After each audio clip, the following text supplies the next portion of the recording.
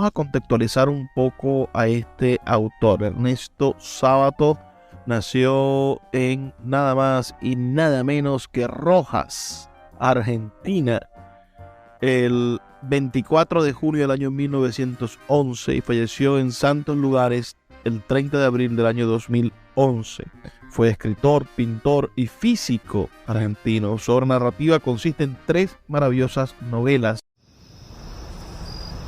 Cuando se calma el bullicio de la ciudad y se van apagando las luces de la casa, se enciende la luz del entendimiento. Desde este momento comienza Puerto de Libros, librería radiofónica, programa que contiene todos sus elementos tipo A. Puede ser escuchado por niños, niñas y adolescentes sin la supervisión de padres, madres o representantes. Comienza Puerto de Libros, librería radiofónica. Este programa llega a ustedes con el patrocinio de Puerto de Libros, librería de autor, ubicada en la Vereda del Lago y en el Teatro Varal de Maracaibo. Disfruta de los mejores libros a través de su página web, puertodelibros.com.be. Sultana del Lago Editores, la única editorial venezolana que te ofrece el servicio de impresión bajo demanda para todo el territorio nacional. Conoce más de sus servicios en sultanadelago.com. El alcalde de Chacao, Gustavo Duque, un líder comprometido con la cultura y el conocimiento, dando ejemplos de una nueva forma de hacer política. Síguelo en sus redes sociales, @Gustavo Duque Sáez. Bienvenidos a Puerto de Libros, librería radiofónica. Les habla Luis Peroso Cervantes, quien de lunes a viernes de 9 a 10 de la noche trae para ustedes este programa a través de la Red Nacional de Emisoras Radio Fe y Alegría, 23 emisoras conectadas para llegar a sus hogares con buenos y maravillosos libros. La noche de hoy estaremos conversando con ustedes sobre uno de los más interesantes escritores argentinos del siglo XX. Me refiero al gran Ernesto Sábato.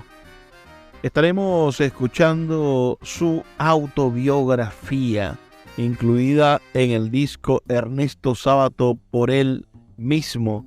Esto, por supuesto, disco interesantísimo, editado por la empresa disquera AMD en el año 1967.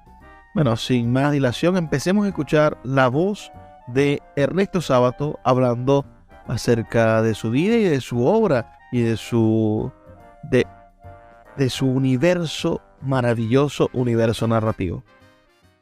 Nací en 1911 en Rojas, pueblito de la provincia de Buenos Aires. Cuando terminé mi escuela primaria, me mandaron a estudiar al colegio de la Universidad de La Plata. Colegio excepcional, donde tuvimos la suerte de tener profesores como Martínez Estrada, Rafael Alberto Arrieta y Enrique Sureña. Verdadero lujo para un conjunto de chiquilines más o menos irresponsables como nosotros. Piensen ustedes lo que ha significado para alguien tenerlo a don Pedro Enrique Sureña, aquel estupendo humanista dominicano, de profesor de lenguaje a los 14 años. No sé hasta qué punto pudo haber aprovechado sus enseñanzas. Cuando terminé mi colegio primario, decidí entrar a la Facultad de Ciencias. Después tendré ocasión, al leer algún fragmento de mi primer libro, de explicar este hecho que a mucha gente le ha extrañado siempre y sobre el que muchas veces me han hecho preguntas, porque parece a primera vista muy raro que un escritor haya estudiado física y matemática. Ya hablaremos de esto. Mientras tanto, yo quiero leer un fragmento de mi novela Héroes y Tumbas, que se refieren precisamente a aquel tiempo, 1930, en que yo ingresé en la Facultad de Ciencias Físico-Matemáticas de La Plata, época que tiene mucha importancia para el país, como todos ustedes saben. Veamos qué dice ese fragmento. Pienso en aquel tiempo tan remoto y las palabras que acuden a mi mente son palabras como ajedrez, capa blanca, alequín, Al Johnson, Cantando bajo la lluvia, Sacco y Vanzetti, Sandino y Nicaragua. Extraña y melancólica mezcla. Pero qué conjunto de palabras unidas al recuerdo de nuestra juventud no es extraña y melancólica. Todo lo que esas palabras pueden sugerir iba a culminar con aquel duro pero fascinante período en que la vida del país y nuestra propia existencia iban a sufrir un cambio radical. Momento precisamente vinculado a la presencia de Fernando, como si él fuese un símbolo oscuro de aquella época de mi vida y a la vez la causa más poderosa de mis cambios. Porque en aquel año 30 mi existencia entró en uno de sus momentos de crisis, es decir, de enjuiciamiento, y todo empezó a vacilar bajo mis pies, el sentido de mi vida, el sentido de mi país y el sentido de la raza humana en general, ya que cuando enjuiciamos nuestra propia existencia, inevitablemente ponemos en juicio a la humanidad entera. Aunque también podría decirse que cuando empezamos a juzgar a la humanidad entera, es porque en realidad estamos escrutando el fondo de nuestra propia conciencia. Fueron años dramáticos y exaltados. Pienso, por ejemplo, en Carlos, aquel muchacho comunista del que nunca supe su verdadero apellido.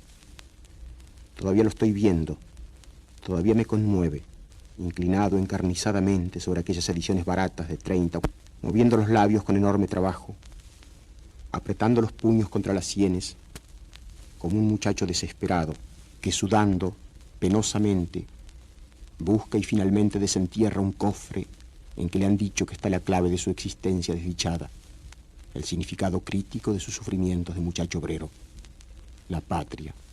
¿La patria de quién? Habían llegado por millones de las cuevas de España, de las miserables aldeas de Italia, de los Pirineos, parias de todos los confines del mundo, hacinados en las bodegas pero soñando. Aquí les esperaba la libertad. Ahora no serían más bestias de carga. América, el país mítico donde el dinero se encontraba tirado en las calles, pero luego el trabajo duro, los salarios miserables, las jornadas de 12 y 14 horas. Esa había sido finalmente la verdadera América para la inmensa mayoría. Miseria y lágrimas, humillación y dolor, añoranza y nostalgia. Como niños engañados con cuentos de hadas y llevados a la esclavitud. Y entonces ellos, o sus hijos, dirigían sus miradas a otras utopías, a tierras futuras de las que hablaban libros violentos y a la vez llenos de ternura por ellos, los miserables. Libros que les hablaban de tierra y de libertad y los empujaban a la revuelta. Y entonces mucha sangre corrió en las calles de Buenos Aires y muchos hombres y mujeres y hasta niños de esos infelices murieron en 1905, en 1908, en 1910. El centenario de la patria. ¿De la patria de quién?, se preguntaba Carlos con una mueca irónica y dolorida. No había patria, decía él. ¿No lo sabía yo acaso? Había el mundo de los amos y el mundo de los esclavos. Pan y libertad, gritaban obreros venidos de cualquier parte, mientras los señores, aterrorizados y furiosos, lanzaban la policía y el ejército sobre aquella turba multa. Y así más sangre y entonces más huelgas y manifestaciones y nuevamente atentados y bombas. Y mientras el hijo del señor estudiaba en algún liceo de Suiza o de Inglaterra o de Francia, el hijo de aquel obrero sin nombre trabajaba en los frigoríficos por 50 centavos al día.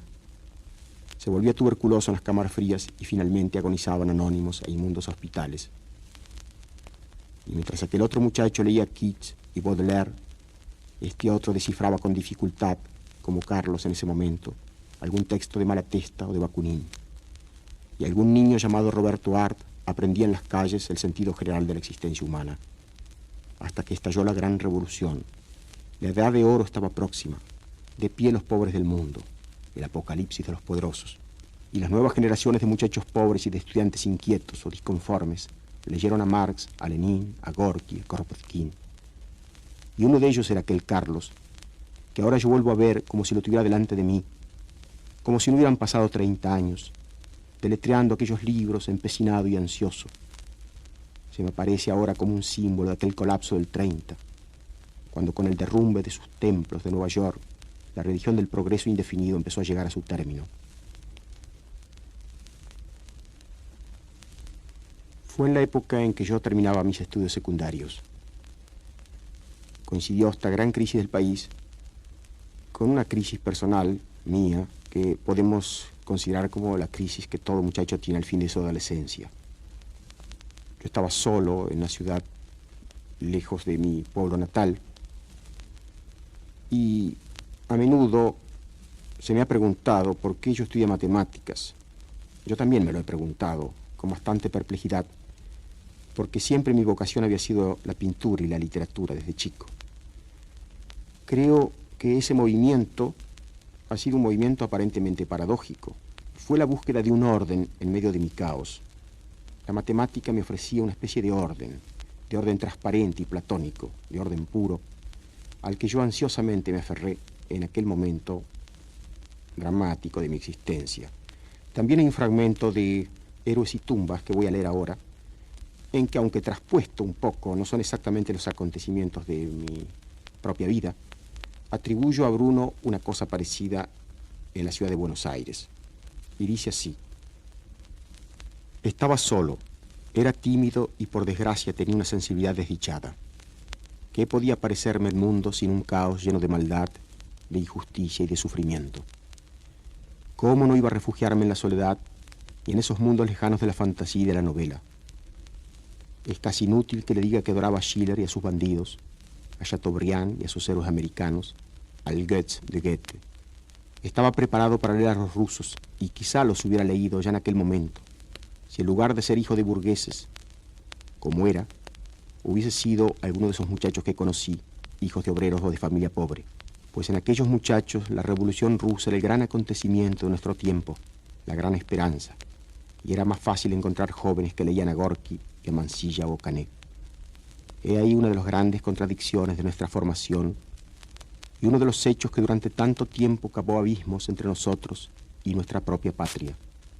Por tomar contacto con una realidad, fuimos enajenados de otra. Pero ¿qué es nuestra patria sino una serie de enajenaciones?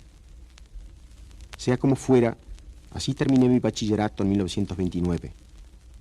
Me acuerdo todavía, algunos días después de terminados los exámenes, cuando el colegio quedó en esa soledad melancólica tan característica y total en que quedan los colegios cuando sus muchachos se han dispersado en las grandes vacaciones. Sentí entonces la necesidad de ver por última vez el lugar en que habían transcurrido 5 años que no volverían más. Qué solo me encontraba en aquel entonces, qué indefenso y triste, un chico de pueblo, en una ciudad ajena y monstruosa. Escuchas Puerto de Libros con el poeta Luis Peroso Cervantes.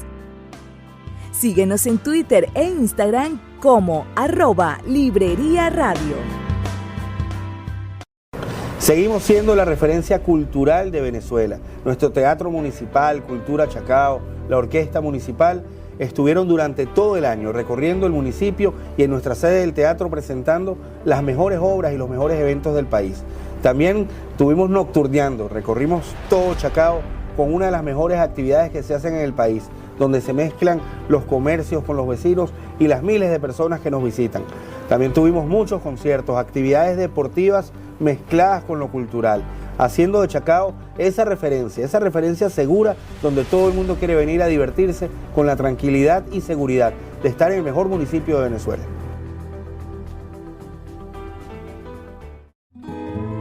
El poeta Luis Peroso Cervantes le acompaña en Puerto de Libros, Librería Radiofónica, por Radio Fe y Alegría, con todas las voces.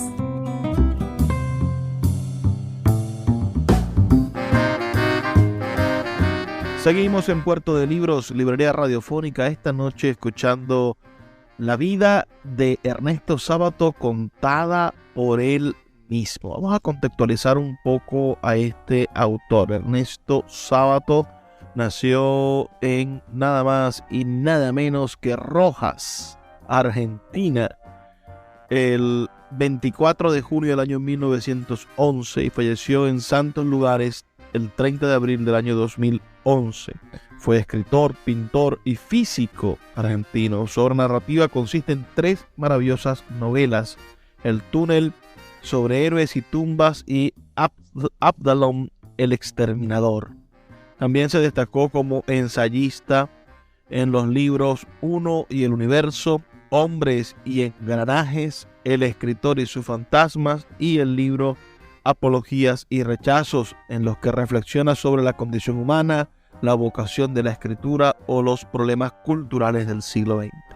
Fue el segundo argentino galardonado con el premio Miguel de Cervantes en el año 1984, y luego, por supuesto, lo haría después de que lo recibiera Borges en el año 1979. Este es el premio Cervantes o premio Miguel de Cervantes, el que acaba de ganar nuestro gran escritor venezolano Rafael Cadenas. Es el premio Nobel en español, digamos, el premio más reconocido o más importante de la literatura escrita en español. Ahora, sin más dilaciones, sigamos escuchando este maravilloso relato autobiográfico en la voz del gran Ernesto Sábato. En 1937 terminé mi doctorado en física y con una beca que me dio el profesor Usay, que todavía debe estar arrepentido de esta decisión, fui a París a trabajar en el laboratorio Curie. Ahí trabajé durante el año 38 en radiaciones atómicas. Y la verdad es que ya había empezado la crisis que me llevó luego, unos años más tarde, a abandonar definitivamente la ciencia. Durante el día, como yo lo explico en el prólogo de Hombres y engranajes, un libro que publiqué años después para analizar esta crisis personal mía, durante el día trabajaba en el laboratorio en problemas de radiaciones atómicas y de noche me vinculé con los surrealistas. En aquel tiempo trabé relación con un hombre muy extraño, el pintor español, canario en realidad, Oscar Domínguez, que luego fue famoso, apoyado por Picasso en la época de la guerra. Llegó a ser un pintor muy famoso, pero siempre un individuo trágico y verdaderamente uno de los pocos personajes surrealistas que yo he conocido de verdad. Un hombre que fue surrealista en su modo de concebir y de vivir la existencia. Estuvo un tiempo en un manicomio y finalmente se suicidó. Fuimos bastante amigos con Domínguez. Tengo una correspondencia extensa y extraña con este hombre. Y para mí fue en cierto modo una especie de hito en este transcurso, este tránsito de la ciencia al arte, a través precisamente de la forma más dramática y más violenta del tránsito, que es el surrealismo. Es como decir de la forma más extrema del racionalismo, constituido por la matemática, a las más extremas consecuencias del irracionalismo. Con Domínguez hicimos una cosa muy rara, entre otras, una teoría, un poco en broma, un poco en serio, que se llamaba, o que llamamos el litocronismo, fenómeno de petrificación del tiempo. En verdad, era una especie de broma surrealista. Piensen ustedes que comenzaba aquel ensayo que fue publicado en Minotaur, la revista de Breton, hacia el año 38, comenzaba con esta frase, si no recuerdo mal: sea un león africano en el instante T sub 0. La verdad es que este ensayo, disparatado, esta especie de objeto surrealista, es para mí un simple testimonio de un momento de crisis. Pero André Breton escribió sobre esta teoría o hipótesis un largo trabajo en la revista Minotaur y luego transcripto en este libro que tiene sobre la pintura moderna. Lo que prueba, por otro lado, la ingenuidad de este gran poeta que es André Breton, porque esta teoría no se podía tomar en serio, y a mí todavía ahora me da vergüenza que se la tome en serio. En aquel momento, hacia el año 38, había acontecido con Domínguez, personaje que luego yo lo hice ingresar, aunque sea transitoriamente, en unas páginas de Héroes y Tumbas, había sucedido un acontecimiento terrible y misterioso. El hecho muy comentado en todo el ambiente artístico de París, la tragedia que le pasó a Victor Brauner, un pintor judío rumano, al que Domínguez le arrancó un ojo. En una reunión que se hizo en el atelier de Domínguez, en Montparnasse, cuando Domínguez, emborrachado y furioso, arrojó un vaso contra otra persona, que no recuerdo ahora quién es, probablemente Mata, el chileno. Mata se apartó y el vaso fue a dar en el ojo de Víctor Brauner, arrancándoselo. Esto podría ser trágico, pero lo misterioso es lo siguiente. Durante años, Víctor Brauner venía pintando autorretratos con un ojo arrancado. Este hecho premonitorio y terrible ha sido motivo de muchos ensayos, y yo mismo he publicado últimamente una especie de teoría sobre la premonición en que tomo como base el acontecimiento de Víctor Brauner. En aquel tiempo, mientras yo trabajaba de día en el laboratorio Curie con Irene Joliot, la hija de Madame Curie, había comenzado a escribir una novela que luego no publiqué, llamada La Fuente Muda. Solo algunos capítulos, muchos años después, en 1947, me decidí a publicarlos y están en la revista Sur. Sea como sea, este periodo para mí fue un periodo crucial. Y algunos años después, en 1952, yo publiqué Hombres y Engranajes, que es un libro donde, en cierto modo, al examinar la situación del hombre contemporáneo en la crisis total que está viviendo la humanidad, yo hacía una especie de examen de mi propia crisis espiritual. Voy a leer algún fragmento del prólogo porque, en cierto modo, en este fragmento está explicitado este proceso de crisis espiritual a que me he estado refiriendo. Uno se embarca hacia tierras lejanas, indaga la naturaleza, ansía el conocimiento de los hombres, inventa seres de ficción, busca a Dios. Después se comprende que el fantasma que se perseguía era uno mismo. Nací en una familia burguesa y pudiente. ¿Qué pudo llevarme hacia el comunismo? Tuve desde niño inclinación hacia las letras y las artes. ¿Qué pudo llevarme hacia la ciencia? Hace ya muchos años que me alejé del comunismo y de la ciencia, ganando así la acusación de doblemente renegado.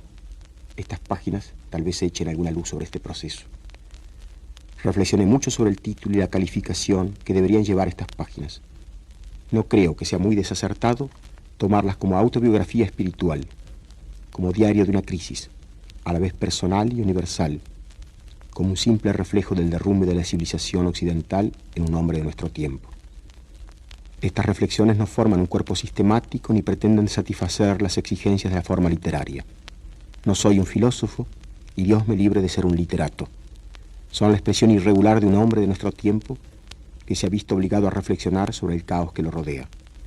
Y si las refutaciones de teorías y personas son muchas veces violentas y ásperas, téngase presente que esa violencia se ejerce por igual contra antiguas ilusiones mías que sobreviven en letra muerta, en algún libro, a su muerte en mi propio espíritu, en ocasiones a su añorada muerte, porque también podemos añorar nuestras equivocaciones. ¿Y cómo no habría de añorar aquella fe, aquella esperanza, aquel romántico fanatismo de estudiante? El universo burgués me había asqueado como a tantos adolescentes y me sentí impulsado hacia la revolución. Pero de pronto, ese movimiento se me hundía bajo los pies por diversos motivos y repentinamente me encontraba en un vasto caos de seres y cosas. La existencia, como el personaje de Sartre, se me aparecía como un insensato, gigantesco y gelatinoso laberinto. Y como él, sentí la ansiedad de un orden puro, de una estructura de acero pulido, nítida y fuerte. Así lo había sentido ya en mi adolescencia, cuando me precipité hacia la matemática, y ahora se volvía a repetir el fenómeno, aunque con más fuerza y desesperación. De ese modo, retorné a ese universo no carnal, a esa especie de refugio de alta montaña, al que no llegan ni los ruidos de los hombres ni sus confusas contiendas. Durante algunos años estudié con frenesí, casi con furor, las cosas abstractas. Me di inyecciones de transparente opio. Viví en el paraíso artificial de los objetos ideales. Pero en cuanto levantaba la cabeza de los logaritmos y sinusoides, encontraba el rostro de los hombres. Trabajaba en el laboratorio Curie. Me da risa y un poco de asco contra mí mismo cuando me recuerdo entre electrómetros, soportando todavía la estrechez espiritual y la vanidad de aquellos cientistas. Vanidad tanto más despreciable, porque se revestía siempre de frases sobre la humanidad, el progreso y otros mitos abstractos por el estilo. Mientras se aproximaba a la guerra, en la que esa ciencia que, según esos señores, había venido para liberar al hombre de todos sus males físicos y metafísicos. Iba a ser el instrumento de la matanza mecanizada. Allí supe que mi fugaz paso por la ciencia había concluido. Y aunque el doctor Jekyll medía la radioactividad del actinio durante el día, Mr. Hyde vagaba nocturno y solitario por las calles de París, o empezaba a escribir las páginas de una novela catártica, o se revolcaba en la pura irracionalidad, promoviendo escándalos con los pintores surrealistas. ¿Cómo comprendí entonces el valor moral del surrealismo, su fuerza destructiva contra los mitos de una civilización terminada, su fuego purificador, aún a pesar de todos los farsantes que aprovechan de su nombre? De Francia pasé a los Estados Unidos, donde pude ver la misma estructura en su más vasta y cándida perfección. Volví a mi país y empecé a escribir un primer balance, que publiqué luego en 1945 bajo el título de Universo. Puerto de Libros, Librería Radiofónica, tu canal diario para encontrar nuevos libros. Con el poeta Luis Peroso Cervantes. Síguenos en @Librería Radio.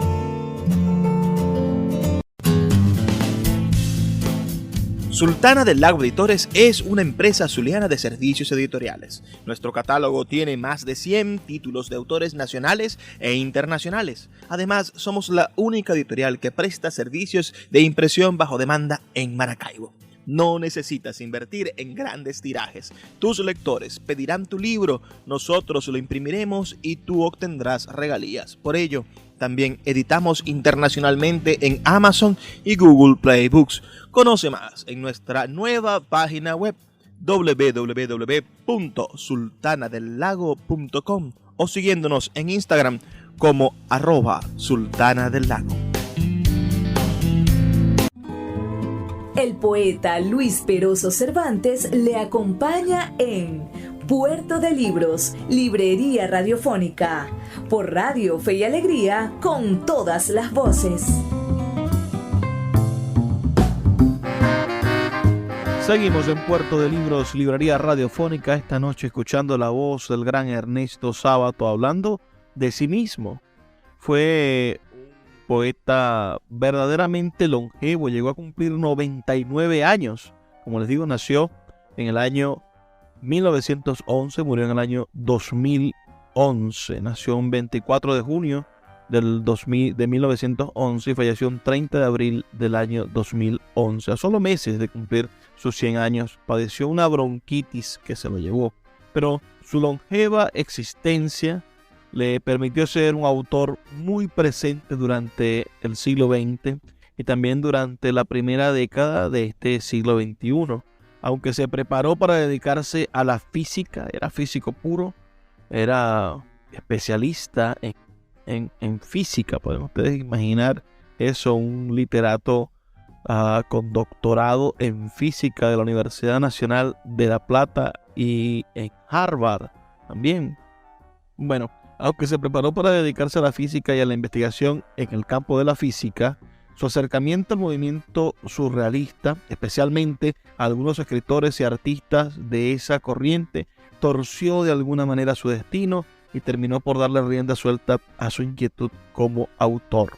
Su visión existencialista, reflejada en las tramas tenebrosas de sus novelas, pobladas de personajes extraviados, de sus visiones morales, su manera de exponer ideas y conceptos, su facilidad retórica y la sapiencia a la hora de introducirse en la psicología de los individuos, lo erigieron en una de las grandes plumas latinoamericanas de su tiempo y, por supuesto, en uno de los referentes culturales literarios de Argentina. Vamos a seguir escuchando la voz del propio autor hablando acerca de su maravillosa vida. Estamos escuchando la autobiografía de Ernesto Sábato. Hacia 1940 volví a La Plata a trabajar en el Instituto de Física de la universidad. Y ahí estuve enseñando teoría de los cuantos y teoría de la relatividad.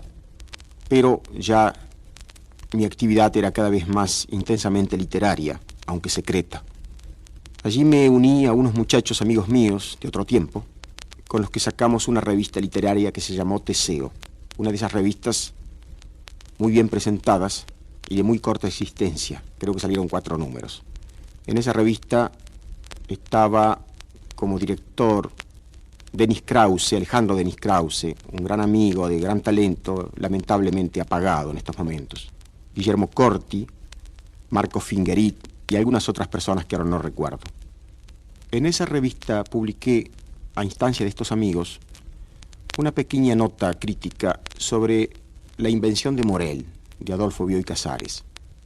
Y es por aquí, precisamente, que volví a tomar contacto con mi viejo maestro de lenguaje, don Pedro Enrique Sureña.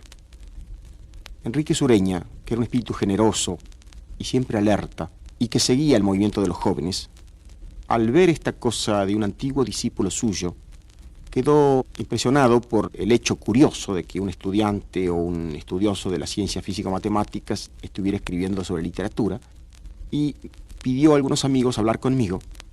Lo fui a ver, y así retomé contacto con este humanista extraordinario, que me pidió entonces una cosa para Sur.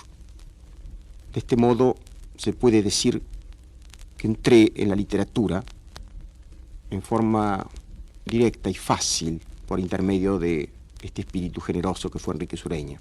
Publiqué entonces un ensayo, no recuerdo cuál, el primer ensayo que publiqué en Sur, que fue llevado por el propio Enrique Sureña, y luego me quiso poner en contacto con Victorio Campo, y todavía recuerdo, y lo digo porque es un hecho que demuestra la generosidad y la humildad de este hombre maravilloso, me esperó en la estación Retiro. Todavía lo recuerdo, encorvado, con su traje negro, con su cartera, esa sonrisa sutil e irónica que tenía, levemente irónica, tiernamente irónica. Y así fui por primera vez y conocí a Victorio Campo en su quinta de San Isidro. De este modo empezaron mis publicaciones esporádicas, ensayos, en Sur y también en La Nación. Y transcurrieron los años que van del 40 al 45, en que finalmente hizo crisis esta especie de dualidad en que yo venía viviendo entre la ciencia y la literatura. Hacia el año 45, 44, me fui a vivir a un rancho de Córdoba, en el campo, y estuve un año aislado, pensando un poco en mi problema, decidido ya a dejar para siempre la ciencia, cosa que no era nada fácil, por muchos motivos, espirituales, materiales, amistosos, compromiso un poco también con la gente que había creído en mí. De todos modos, en ese año decidí para siempre cortar mi vinculación con la ciencia y en ese periodo redacté mi primer librito que se llama Uno y el Universo, que es un conjunto de ensayos que de alguna manera constituyen una especie de documento de este tránsito, una especie de balance espiritual. En el prólogo de Uno y el Universo dije lo siguiente, entre otras cosas: la ciencia ha sido un compañero de viaje durante un trecho, pero ya ha quedado atrás. Todavía, cuando nostálgicamente vuelvo la cabeza, puedo ver alguna de las altas torres que divisé en mi adolescencia y me trajeron con su belleza desposeída de los vicios carnales. Pronto desaparecerán de mi horizonte y solo quedará el recuerdo.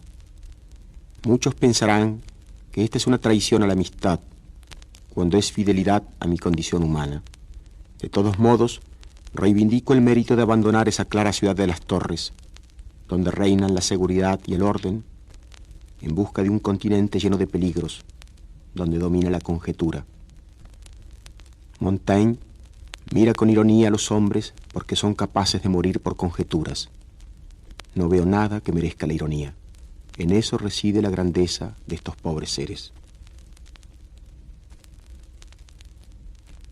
Después de la publicación de este primer libro, transcurrió un tiempo en que en realidad seguí trabajando en algunos ensayos, hasta que en 1947 me fui a París a trabajar allá porque aquí tenía dificultades de tipo político. Estuve en la UNESCO y aguanté 2 meses en esta institución hasta que pedí que me rescindieran el contrato y me fui un poco al azar a Italia. Tenía en la cabeza el boceto de lo que después fue mi primera novela publicada, El túnel. Pero en realidad este boceto era nada más que eso, un boceto, una especie de cuento, La idea era más bien la de un pintor absolutamente aislado del mundo, que no logra comunicarse con nadie y que de pronto piensa y siente a través de un cuadro que puede comunicarse con una mujer, con un ser humano. Advierte en un momento dado que esa comunicación es falaz y entonces mata a este ser humano. Esto estaba destinado a ser un pequeño cuento, pero a medida que empecé a trabajar en él se convirtió en esa novela que ustedes conocen. Volví a la Argentina y en el año 48 llevé ese manuscrito a diferentes editoriales y fue rechazado con mucha energía y entusiasmo por todos los editores, hasta que finalmente fue publicado por Sur en 1948. En 1951 o 52, en este momento no recuerdo bien, publiqué el libro a que ya he hecho referencia, Hombres y Engranajes, que era la síntesis de todo este proceso dual y para mí muy dramático que había estado viviendo en los últimos años entre la ciencia y el arte, que es casi lo mismo que decir entre la pura racionalidad y la casi total irracionalidad. Este proceso traté de reflejarlo conceptualmente en Hombres y Engranajes, aunque después he seguido ahondando en este mismo tema, porque en el fondo es el tema o es el problema del hombre enajenado en una sociedad superracionalizada y tecnolátrica como la que estamos viviendo. Sea como sea, este tema siguió absorbiéndome e imponiéndose a mi espíritu durante muchos años, mientras trataba de darle forma a una novela que iba empezando a presentarse en mi imaginación.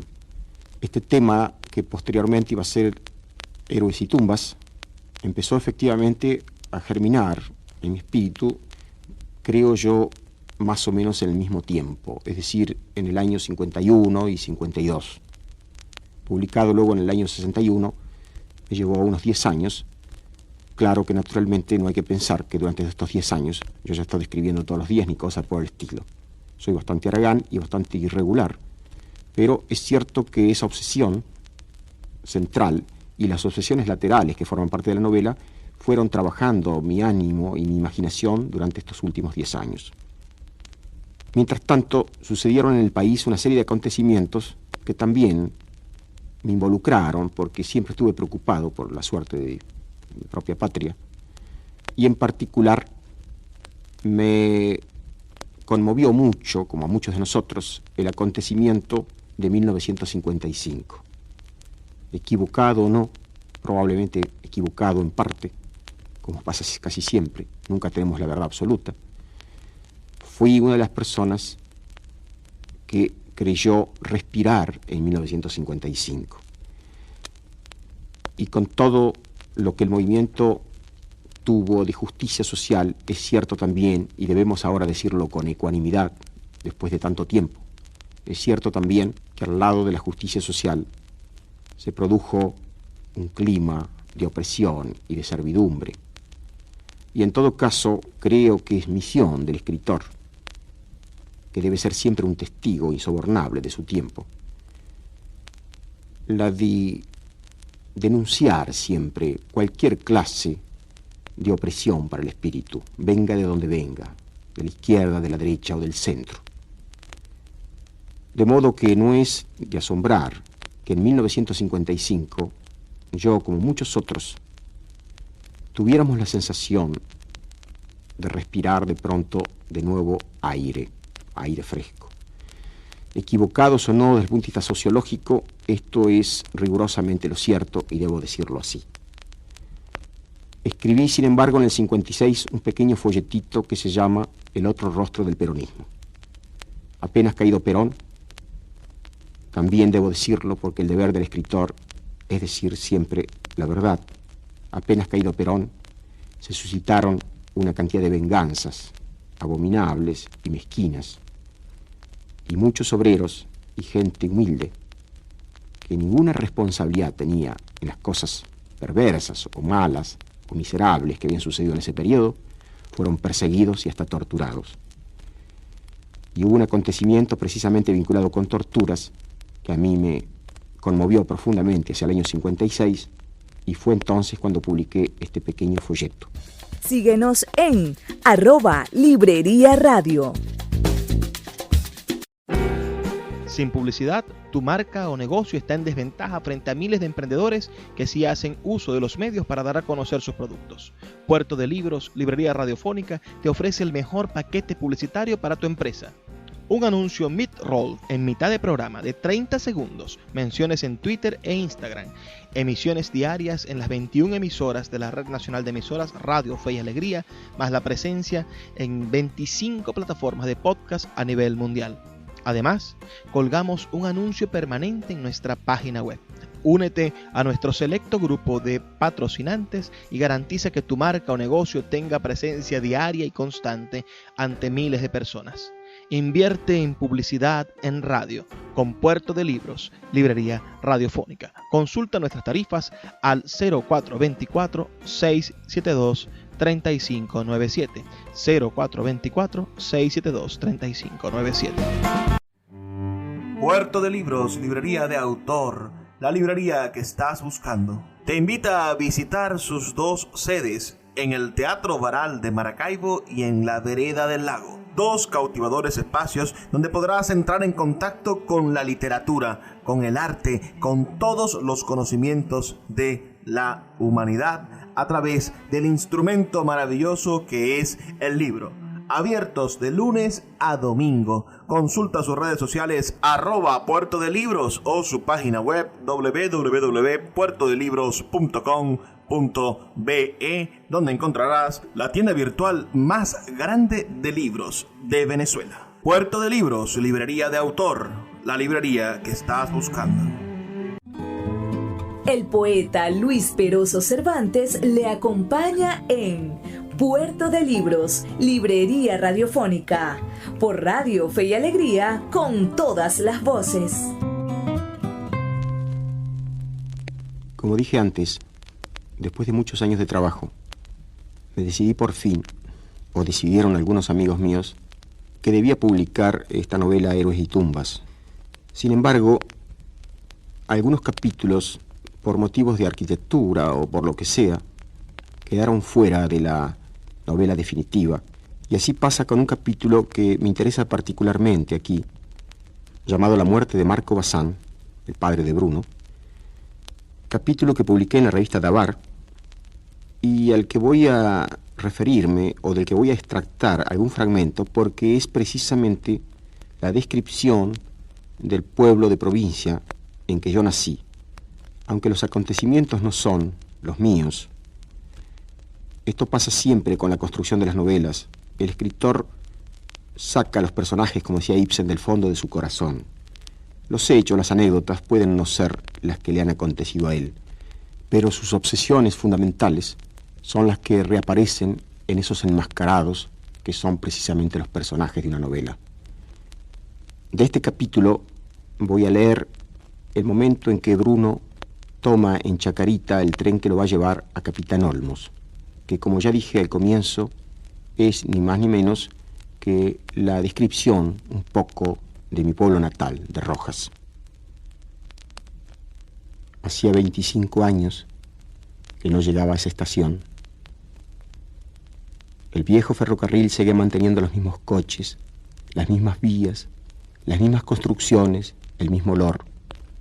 Pero sin embargo todo era más viejo y gastado, aunque no tan gastado ni tan viejo como los hombres que habían vivido y sufrido en el mismo tiempo.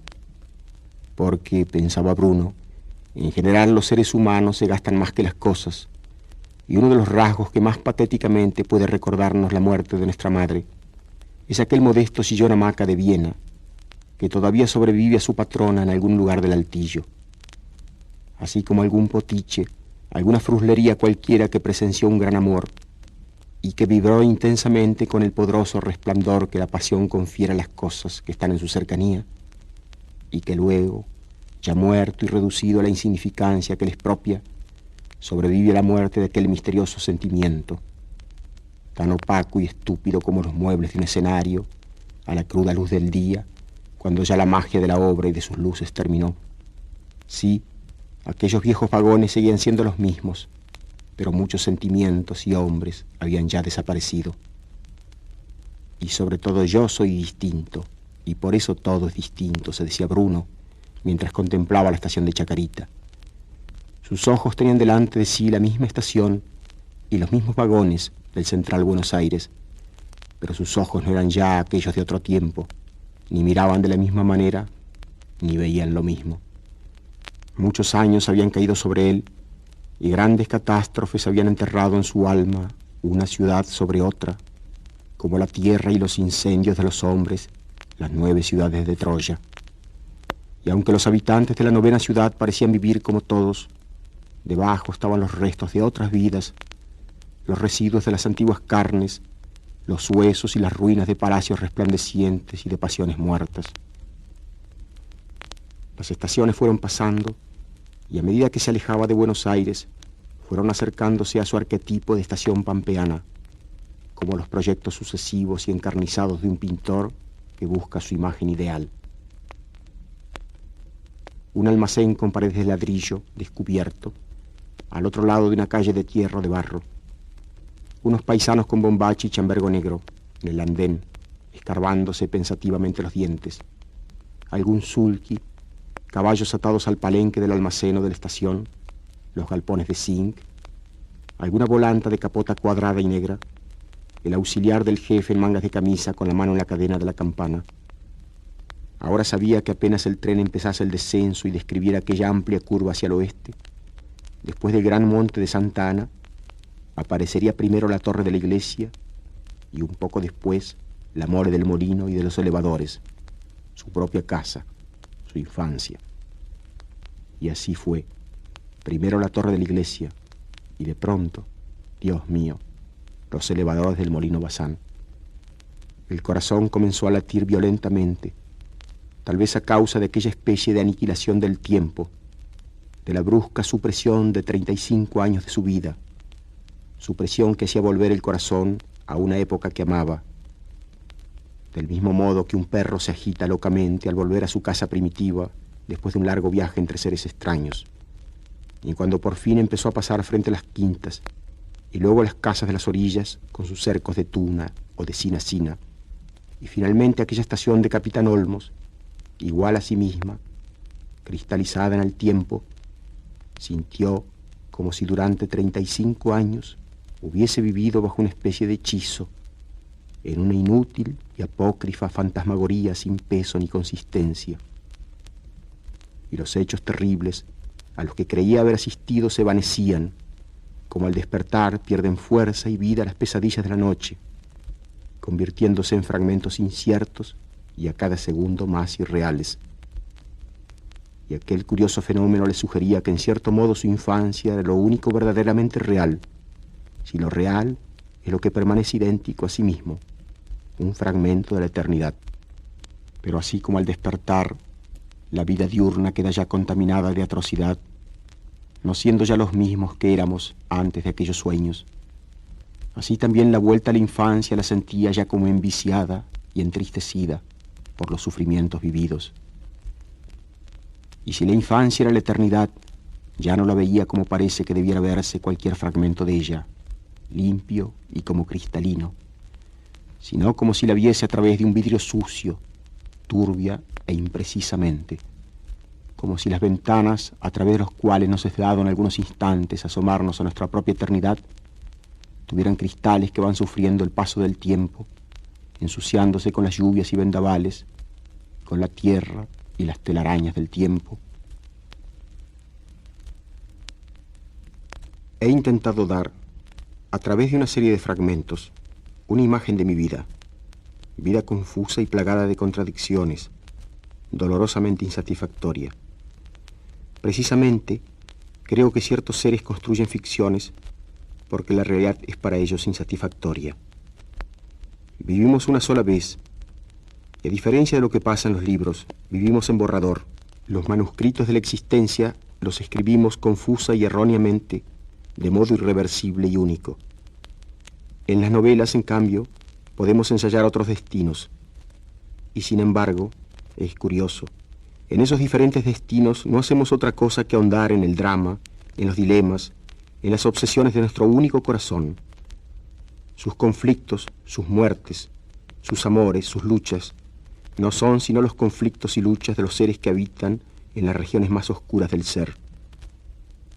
Toda novela es de ese modo un intento del autor para huir de su destino único y a la vez, paradójicamente, una tentativa para enfrentarlo y ahondarlo a través de esos enmascarados que están en los callejones tenebrosos de su alma. Así, la novela sobre héroes y tumbas, de la que acabo de leer algunos fragmentos, ya empezó a ser presionada por esos fantasmas que pugnan para manifestarse una vez más, para revelar, a través de sus propias pasiones, una nueva clave de la existencia, un sentido más hondo para mis tribulaciones y mis búsquedas. Si la vida me lo permite, esa nueva clave acaso se titule El viento y la muerte.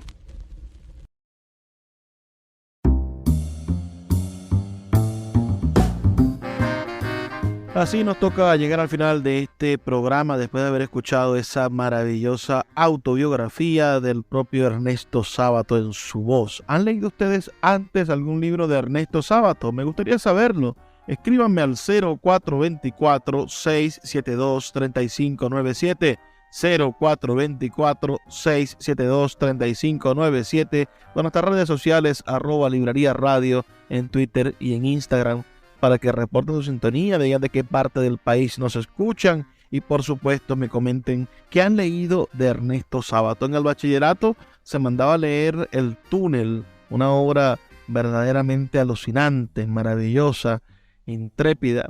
Quien no haya leído El Túnel, bueno, lo invito a que lo lea. Es una obra corta, no como sus otras dos maravillosas novelas que son, bueno, un poco más extensas. Ernesto Sábato, les recuerdo, publicó 3 novelas: El Túnel, sobre héroes y tumbas, y Abdalón el Exterminador. Me gustaría saber sus comentarios. Les recuerdo mi número de teléfono, el 0424-672-3597, y en nuestras redes sociales, @Librería Radio en Twitter y en Instagram. Recuerda que este y todos nuestros programas puedes escucharlos de nuevo en nuestra página web libreriaradio.org o en nuestro canal de YouTube, Luis Peroso Cervantes en YouTube, al cual te invito a suscribirte y a escuchar, bueno, los programas que tenemos allí y todas las actividades culturales que compartimos. Es hora ya de retirarnos, pero te recuerdo, claro, que estamos aquí de lunes a viernes, de 9 a 10 de la noche, por la Red Nacional de Emisoras Radio Fe y Alegría, 23 emisoras conectadas para llevar a tus hogares buenos libros todas las noches. No me queda sino pedirte que nos vuelvas a sintonizar de lunes a viernes de 9 a 10 de la noche, el día que lo prefieras, y por supuesto que seas feliz y leas poesía.